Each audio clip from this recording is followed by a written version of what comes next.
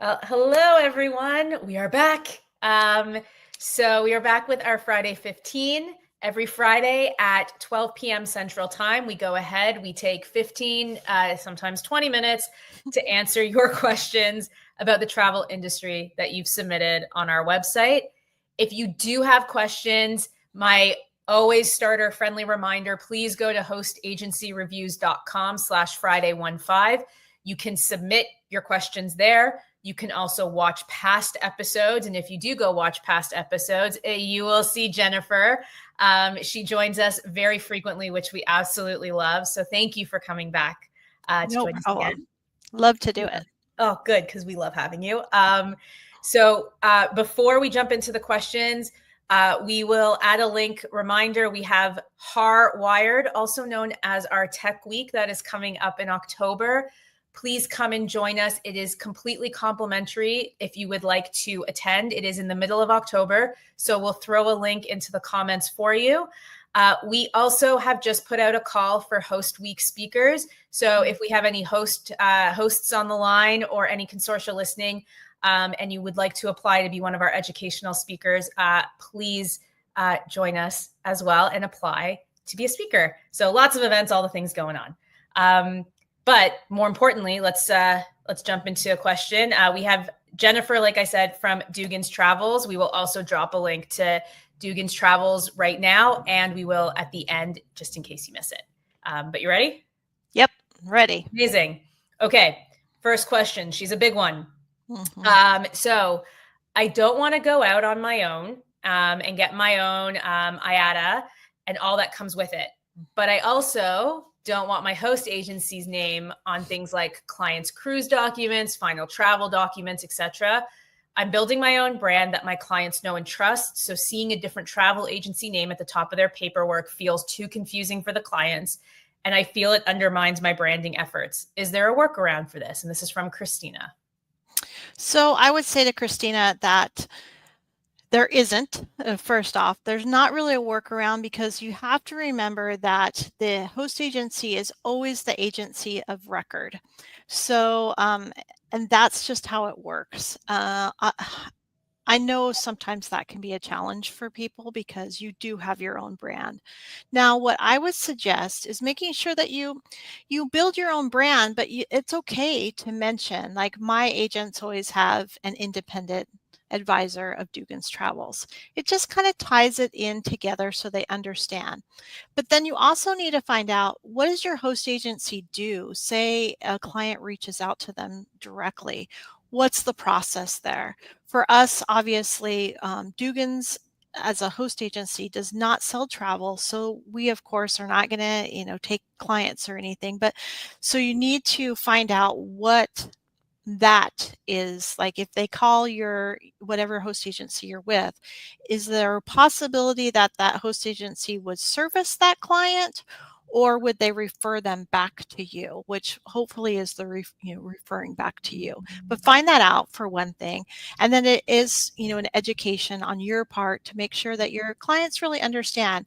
It can be a good thing, right? I think at it as for many hosts, having for you to say that you're part of this host agency will also be for your clients to know that you're backed by somebody. You're not this independent agency that maybe they might be a little bit worried about since you're a smaller agency. Knowing that you're backed up by a larger agency could be beneficial, but it really does come down to just having a plan in place and making sure your clients understand that you're your own agency, but you work with a larger agency, and that's the way you can get your deals, or however you want to word it for them to feel not so worried about it. But I wish I could say that you could get it taken off, but to them, example with Royal Caribbean, it's the agency that is on record. Yeah, and I have to say, I think it builds a level of trust as well. When you say you're a member of this association or you're a member of this host, to say I'm an independent travel advisor of Dugan's Travels, I think Christina, try to look at that as a positive thing. right? You absolutely have your brand and you're building your brand. But, to have kind of that, here's this larger, this larger business that I am a full-fledged member of, right? That, supports me and everything. One, as as somebody, I work with a travel advisor. She books all of my travel. Of course, I understand the industry, but it built a level of trust with me at the beginning, because I was like, oh, okay, so you're independent, but you're part of this bigger network. Yeah. I didn't even, as a client, didn't even think twice. Yeah. So, if you've gotten to the point of getting these quotes and booking people, they know who you are, right? Yeah. I think it's a huge trust factor, more like a larger brand. So I would play into that a little bit more, would be my suggestion, Christina. Yeah, and it's not uncommon. I mean, you can even look at insurance sales and stuff. A lot of times, like maybe they're a State Farm, but they're an independent, insurance provider, but they're backed by State Farm or something like that. So just try to tie that in. I mean, they'll get to it. Usually is not a problem, just because you can teach them, you can get them used to it. So. Yeah, absolutely. I know even my personal health insurance, the underwriter is completely different from the name that I see. I don't even think twice about it, to be honest. So, but yeah. All right, moving on to the second question. This one's interesting. We've had something like this before, so I am very curious. If you sign on with some hosts and there isn't a non-complete compete, can you also sign with another host agency to, say, for example, maintain benefits of a certain consortium like Virtuoso? I'm switching from a home-based agency and I'm curious if it's possible to have two hosts at once. I don't want to lose the benefits I have at this consortium, but a lot of those consortiums agencies aren't a fit for me. This is from Anonymous. So can you do it? Absolutely. Actually, legally, no one can restrict you. If they are restricting you, then it's a questionable situation because you're independent. You're your own being. Unless you are an employee someplace, they cannot restrict who you work with. That being said, is it really the best thing? Because then you're keeping track of two different host agencies. I've had an agent before who did this, and it got really confusing for her because sometimes she didn't know where she made her bookings at. So sometimes she would put in bookings saying that she made them with us, and she actually made them with the other host, and it caused problems for her for commission. So keep that in mind. It can get, if you get busy, it can be really confusing on, did you book it with this host agency or did you book it with this host agency? Also, don't be too scared about what benefits that you might be losing, because you're hopefully gaining benefits if they are with a different consortium. Travel Leaders, for example, is who we are with. We get a lot of things from being part of that consortium. So it could be a good thing. You never know. Unfortunately, you kind of don't know until you do it, but you could talk to other agencies that are part of different consortiums and just ask them, what do they like about it? Because you might find that what you're worried about is not as big of a worry. They all have their pluses and minuses. So is there a perfect setup? Probably not, but you just have to find what works for you and just try to make do with what it is. And it might be, maybe you'll miss out on one thing, but maybe you'll gain something that's even better, or you'll be able to figure something out. But I would strongly discourage trying to work with two host agencies only because of how difficult that can be. You do need to ask the other host agency too if they're okay with it. They can't prevent it, but it doesn't mean they're okay with it. And they might choose, they just might choose not to have you under contract. It's a choice they could make, or they might have different requirements. They can't stop you from doing it, but that doesn't mean they want to have agents doing it. So I hope that helps. Yeah, no, that was, and honestly, we're going to link our article to belonging to more than one host agency. And you've pretty much said a lot of what we wrote in that article. You definitely can be a part of more than one host, but there are so many considerations. I think one is to consider cost. There is a cost to being a member of a host. Coming from the supplier side, that was how I started in this industry. Suppliers only have the ability to, if you've got one email address, they can tie you to one host agency in their system. Yes. That's it. And so it becomes incredibly confusing. And if you booked under one host and then you want to switch to another, which does happen, yes. There are approval processes that a supplier then needs to go through, because they need to tell the host, hey, like they're advising one host agency that this booking is moving from that host. And they have to effectively get permission. And then that puts a lot more work on your supplier for something else.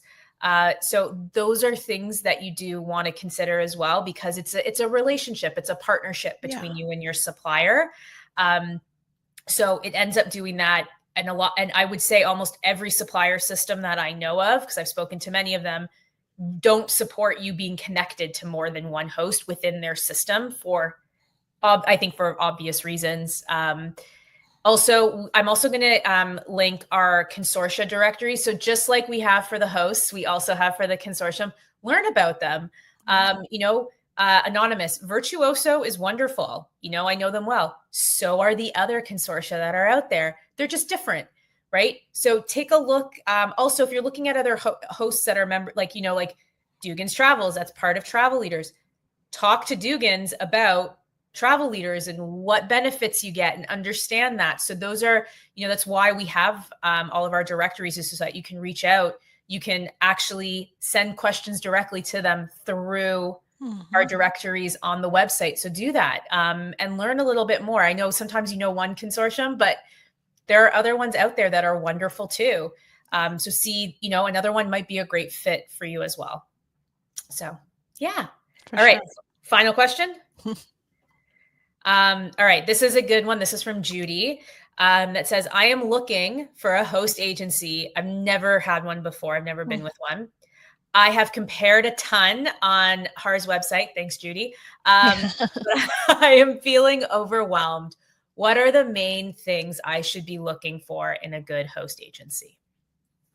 So first, a host agency for you need to look at what your needs are and what you want, right? Because there's lots of us, and the best thing to do is to really consider. I always say start with what size of host agency you want. That's a great place to start. And I've spoken to people on all different levels. We're on the smaller side of the amount of agents we have, and then there's also mega hosts that have lots. So how would you feel? Now, I would say that there's agents that fit all the groups. I was speaking to someone the other day, and I asked them why they chose the host agency that they chose, which was a bigger host. And she told me quite frankly that she had been with a smaller host. She felt like they knew everything that she was doing, and she felt really under the microscope, maybe a little bit. She kind of wanted to go somewhere where she would be 1 in 5,000 and nobody would just kind of care what she was doing. And that made sense to me, if that's what she was looking for. She didn't feel like the smaller was a fit for her. And I thought, I never thought of it that way, because I've always wondered why, as someone picks a different, how do they pick their host agency? It's also by the reviews is a big thing. I really do think the reviews helps, because you'll read a review and think, hey, that person's a lot like me and they're happy.